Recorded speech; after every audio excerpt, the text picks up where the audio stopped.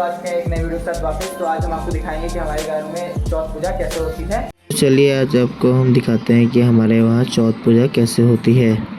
तो ये हमारा मंदिर है और यहाँ पे पूजा की तैयारी चल रही है। तो ये हमारी मम्मी है जो पूजा की तैयारी कर रही हैं और ये दीदी बैठी हुई है मेरी, और मेरे पापा फुल भजन के अंदर मगन हो चुके हैं।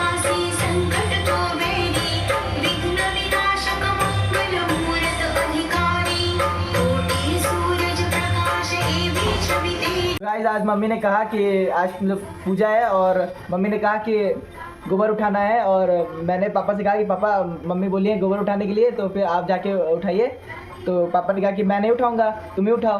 तो फिर मैंने कहा कि मैं भी नहीं उठाऊंगा। तो पापा कह रहे तो फिर रहने दो मत उठाता। मैंने कहा, पापा कह रहे हैं, पापा मतलब मम्मी ने उनको कहा कि किसी भी तरह का गोबर लाना ही लाना है। तो फिर पापा कह रहे हैं कि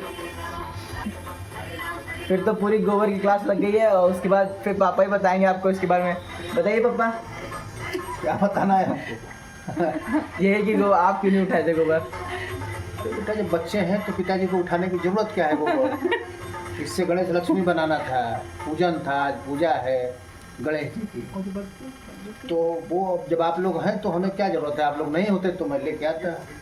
अच्छा, लेकिन मैं तो पापा पहली बार ही उठाया था। वैसे तो मेरी दोनों बहनें हैं, मजदूर हैं, तो वो तो उठा लेती हैं, लेकिन वो इतना बदबू क्यों करता है? तो गोबर बदबू ही तो करेगा, और क्या करेगा? गोबर बदबू नहीं करेगा तो क्या करेगा? ऐसा क्या तो करे? बड़े ही किसान लोग उठाते हैं, वो खेतों में ले जाते हैं, इधर उधर करते हैं, तो ऐसा अनाज पैदा करते हैं। वो अनाज खा रहे हो तो वो भी गोबर से ही पैदा हो रहा है। तो पापा आपसे मेरे को एक और सवाल था कि गांव की जो गाय होती हैं वो जब गोबर करती है तो क्यों इतना टाइट होता है, और जो शहर की होती है तो क्यों इतना लिबलिबा होता है? वो इसलिए होता है कि यहाँ लोग अनाज ज़्यादा सेवन कराते हैं गायों को, वहाँ कम कराते हैं। वहाँ घास खाते हैं, यहाँ भूसा के साथ साथ अनाज बहुत ज़्यादा मात्रा में दिया जाता है ताकि ज़्यादा दूध दे। इस वजह से जब अनाज गाय खाएगी तो उसका जो है प्रभाव पड़ता है, और बदबू का कारण भी यही है।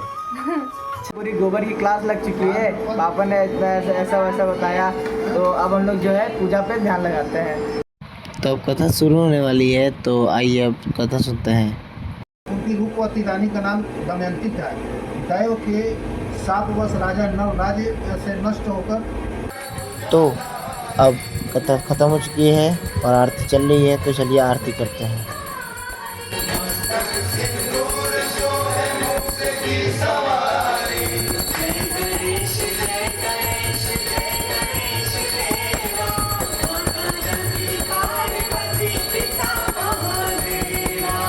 पूजा खत्म हो चुकी है और मम्मी को अर्घ देना बस बाकी है, लेकिन चांद तो निकला ही नहीं है, तो फिर कैसे अर्घ देंगे? तो फिर छत पे चढ़ते हैं सबसे टॉप पे और फिर देखते हैं कि चांद निकला है कि नहीं। तो अब चांद तो निकल नहीं रहा है और दिख भी नहीं रहा है। हम लोग कितना कोशिश किए कि दिख जाए लेकिन नहीं दिखा। मेरी मम्मी बेचारी भूखी प्यासी इधर आई। मम्मी आपको प्यास लगी है? बहुत ज़्यादा लगी है, कल 12 बजे से नहीं पानी पिया है, तो प्यास नहीं लगेगी? सुबह से अभी तक प्यासी हैं और मेरी मम्मी परेशान हो चुकी है बेचारी। तो दीदी ने सोचा कि अब फ़ोन से ही चांद निकाला जाए। देखिए बेचारी खोज रही है। हाय गाइस, तो चांद तो दिखाई दे नहीं रहा है, तो चलिए मम्मी को अर्घ दे देते हैं, जिससे मम्मी थोड़ा कुछ खा पी चुके हैं और उनको थोड़ा रिलीफ मिले।